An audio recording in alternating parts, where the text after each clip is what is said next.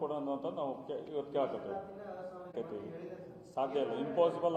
ಆ ಥರ ಅಂದಿದ್ದು ಕೂಡ ಅನ್ನಕ್ಕೆ ಬರಂಗಿಲ್ಲ ಅನ್ನುವಂಥ ಮಾತು ಕೂಡ ಹೇಳಕ್ಕೆ ಇಷ್ಟಪಡ್ತೀನಿ. ಜೊತೆಗೆ ನಮ್ಮ ಸಮಾಜದ ಹಕ್ಕದು, ನಮ್ಮ ಸಮಾಜದಲ್ಲಿ ಕೂಡ ಸಾಕಷ್ಟು ಹಿಂದುಳಿದಂಥ ವರ್ಗಗಳಿದಾವೆ.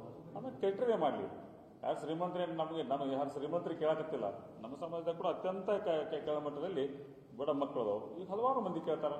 ಎಲ್ಲ ಸಮಾಜದವರು ಇವತ್ತು ವಿಧಾನಸೌಧ ಮುಂದೆ ಎಲ್ಲ ಸಮಾಜದವರು ಕೇಳಾರೆ. ಆ ರೀತಿಯಲ್ಲಿ ಯಾರು ಕೇಳೋದು ನಮ್ಮ ಹಕ್ಕು.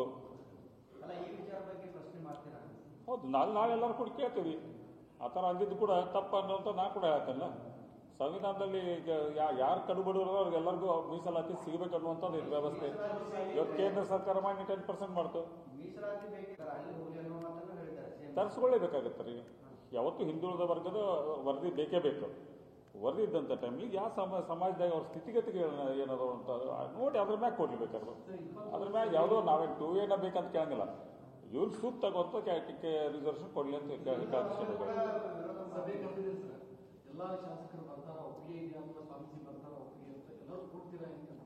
ಬರ್ತಾರೆ. ಎಲ್ಲ ಶಾಸಕರು ಬರ್ತಾರೆ. ಬಿಜೆಪಿ ಅವರು ಬರ್ತಾರೆ, XMLA ಬರ್ತಾರೆ, ಎಲ್ಲರೂ ಹೋಗ್ತೀವಿ.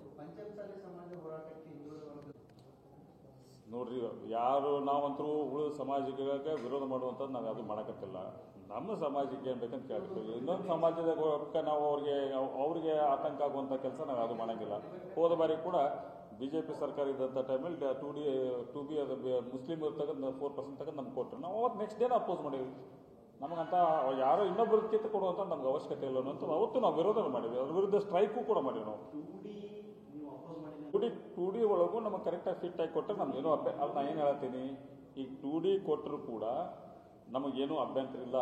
ಬಟ್ 2D ಕೊಟ್ಟರೆ ಮುಸಲ್ಮಾನರು ತೆಗೆದು ಕಿತ್ತು ಕೊಡುವಂಥದ್ದು ಇದು ಒಂದು ಮಾಡಿ ರಾಜಕೀಯ ಮಾಡೋದಂಥ ವ್ಯವಸ್ಥೆ ಆಗುತ್ತೆ. ಅಂಥದ್ದು ನಮಗೆ ಬೇಡ.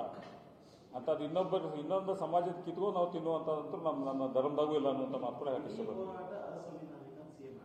ಹೇಳಿದ್ದಲ್ಲಿ ಈಗಾಗಲೇ ಅದಕ್ಕೆ ಅದಂಗೆ ಸಂವಿಧಾನದಾಗ ಯಾರು ಕರುಗಳವ್ರ ಆರ್ಥಿಕ ಪರಿಸ್ಥಿತಿ ಸರಿ ಇಲ್ಲ, ಅವ್ರಿಗೆ ಯಾವ್ದಾದ್ರು ಒಂದು ರೂಪದಾಗ ರಿಸರ್ವೇಷನ್ ಕೊಡಲೇಬೇಕಲ್ವಾ?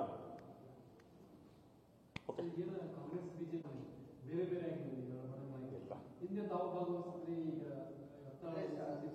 ಇಲ್ಲ ಹಂಗೇನು ಸಂಬಂಧ ಇಲ್ಲ. ನಾ ಎಲ್ಲ ಕಡೆನೂ ಬಂದಿನ. ಮೊನ್ನೆ ಒಂದು ದಿವಸ ನಾನು ಕೋರ್ಟ್ ಇದ್ದಿದ್ರೆ ನಾನು ಅವತ್ತು ಎವಿಡೆನ್ಸ್ ಇದ್ದಿದ್ರೆ ನಾನು ಬರೋಕ್ಕಾಗಿಲ್ಲ ಅಷ್ಟೇ ಹೊರತು ಬೇರೆ ಅದಿಲ್ಲ. ನಮ್ಮ ಸಮಾಜದ ಹೋರಾಟಕ್ಕೆ ಅವತ್ತು ನಾನು ಬೆಂಬಲ ಆಯಿತು ಅನ್ನೋದು ಕೂಡ ಹೇಳಕ್ಕೆ ಇಷ್ಟಪಡ್ತೇನೆ. ನೋ ನಾ ನೋಡ್ರಿ, ಅವತ್ತು ಕೂಡ ನಾ ಇಲ್ಲಂದ್ರೂ ಕೂಡ ನಾವು ಪರೋಕ್ಷವಾಗಿ ಅವ್ರಿಗೆ ಎಲ್ಲರಿಗೂ ಜೊತೆ ನಾ ಇದ್ದೆ. ಬಟ್ ನಾವು ಬರುವುದಿಲ್ಲ ಅನ್ನುವಂಥ ಮಾತಂತೂ ಆ ಮಾತಿಲ್ಲ. ಇವತ್ತು ನಾವು ಸಮಾಜದ ಹೋರಾಟಕ್ಕಾಗಲಿ ಸಮಾಜದ ಯಾವುದೇ ಕೆಲಸ ಬಂದಾಗ ಕೂಡ ನಾವು ಅವ್ರಿಂದ ನಿಂತು ಕೆಲಸ ಮಾಡ್ತೀವಿ. ಯಾಕಂದ್ರೆ ನೊಂದ್ಕೊಂಡವರು ಸ್ವಾಮೀಜಿಯವರು ಯಾಕಂದ್ರೆ ಸಹಜವಾಗಿ ಸಮಾಜದ ಸಾಕಷ್ಟು ಮಂದಿ ಮ್ಯಾಗ ಅವತ್ತು ಲಾಠಿ ಚಾರ್ಜ್ ಆಗಿದ್ದರಿಂದ ಸ್ವಾಮೀಜಿಯವರು ಭಾಳ ನೊಂದ್ಕೊಂಡು ಮಾತಾಡ್ಯಾರ. ಯಾಕಂದ್ರೆ ಬರುವಂಥ ದಿನದಲ್ಲಿ ಇದು ನಾವು ಯಾವುದಾರ ರೀತಿಯಲ್ಲಿ ಸರಿ ಮಾಡುವಂಥ ನಾವು ಪ್ರಾಮಾಣಿಕ